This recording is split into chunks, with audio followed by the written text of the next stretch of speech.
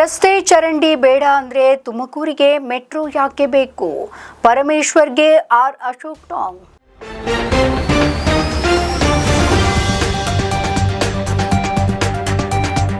ರಸ್ತೆ ಚರಂಡಿ ನಿರ್ಮಾಣದಿಂದ ಜನ ಉದ್ಧಾರ ಆಗ್ತಾರಾ ಎಂಬ ಗೃಹ ಸಚಿವ ಪರಮೇಶ್ವರ್ ಹೇಳಿಕೆಗೆ ರಾಜ್ಯ ಬಿಜೆಪಿ ನಾಯಕರು ಭಾರೀ ಆಕ್ರೋಶವನ್ನು ಹೊರಹಾಕಿದ್ದಾರೆ.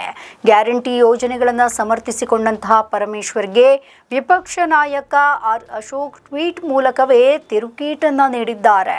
ರಸ್ತೆ ಚರಂಡಿ ಬೇಡ ಅಂದವರಿಗೆ ತುಮಕೂರಿಗೆ ಮಾತ್ರ ಮೆಟ್ರೋ ಯಾಕೆ ಬೇಕು ಅಂತ ಪ್ರಶ್ನೆ ಮಾಡಿದ್ದಾರೆ. ರಸ್ತೆ ಚರಂಡಿ ನಿರ್ಮಾಣದಿಂದ ಜನ ಉದ್ಧಾರ ಆಗ್ತಾರಾ ಅಂತ ಪರಮೇಶ್ವರ್ ಮಾತಿಗೆ ವಿಪಕ್ಷಗಳು ವಿರೋಧವನ್ನ ವ್ಯಕ್ತಪಡಿಸಿದ್ದು, ಗೃಹ ಸಚಿವರ ಮಾತು ಸರಿನಾ ಎನ್ನುವಂತಹ ಚರ್ಚೆಯನ್ನ ಹುಟ್ಟುಹಾಕಿದೆ. ಈ ಬಗ್ಗೆ ಆರ್ ಅಶೋಕ್ ಟ್ವೀಟ್ ಮೂಲಕವೇ ಆಕ್ರೋಶವನ್ನ ಹೊರಹಾಕಿದ್ದಾರೆ. ಅಲ್ಲಿಗೆ ಉದಯವಾಯಿತು ನಮ್ಮ ಚೆಲುವ ಕನ್ನಡ ನಾಡು.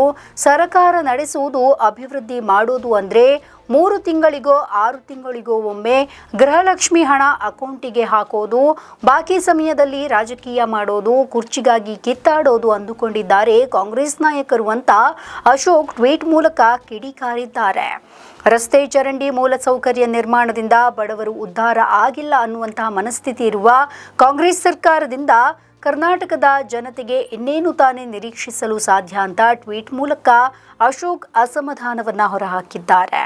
ತುಮಕೂರಿನಲ್ಲಿ ಭಾನುವಾರ ನಡೆದಂತಹ ಬಂಜಾರ ಸಮುದಾಯದ ಕಾರ್ಯಕ್ರಮದಲ್ಲಿ ಮಾತನಾಡಿದಂತಹ ಗೃಹ ಸಚಿವರಾದ ಪರಮೇಶ್ವರ್ ಅವರು, ರಸ್ತೆ ಮತ್ತು ಚರಂಡಿಗಳ ನಿರ್ಮಾಣದಿಂದ ಜನಸಮೂಹ ಉದ್ಧಾರವಾಗ್ತಾ ಇದೆಯಾ, ಬಡವರ ಜೀವನ ಉದ್ಧಾರವಾಗುತ್ತಾ ಅಂತ ಪ್ರಶ್ನೆ ಮಾಡಿದ್ರು. ರಸ್ತೆ ಚರಂಡಿ ಅಥವಾ ಇನ್ನಿತರ ಕಾರ್ಯಕ್ರಮಗಳಿಂದ ಮಾತ್ರ ಬಡವರ ಜೀವನದಲ್ಲಿ ಬದಲಾವಣೆ ಬರುವುದಿಲ್ಲ.